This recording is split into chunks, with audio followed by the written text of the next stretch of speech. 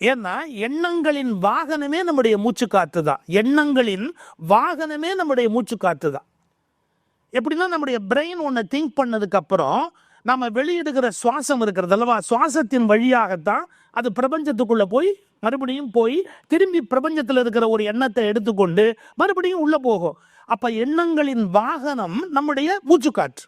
யோகி ராம் சூரத்குமார் அவர்கள் திருவண்ணாமலையில் இருந்தபோது என்னுடைய நண்பர் ஒரு குழாம் அவரை பார்க்க போயிருந்தார்கள்.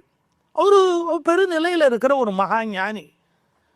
ஆனால் திடீர்னு என்ன பண்ணார், எங்கள் நண்பர்கள் போனதில் ஒரே ஒரு பையனை மட்டும் இப்படி ஒத்து பார்த்துட்டு ask this beggar to get out அப்படின்னார். வெளியே போய் சொல்லு அப்படின்னாரு. கோவத்தில் கத்துனார், வெளியே போய் சொல்லு அப்படின்னு. அப்படியே பூனை மாதிரி எழுந்திரிச்சு வெளிப்பிட்டேன். அப்புறம் கூட்டிகிட்டு போனார் பாருங்க என்னுடைய நண்பர். அவர் வெளியில் வந்ததுக்கு அப்புறம் எல்லாம் முடிச்சுட்டு வந்தோடனே கேட்டார், நீ என்ன பண்ணுன்னாரு. இல்லை நான் ஒரு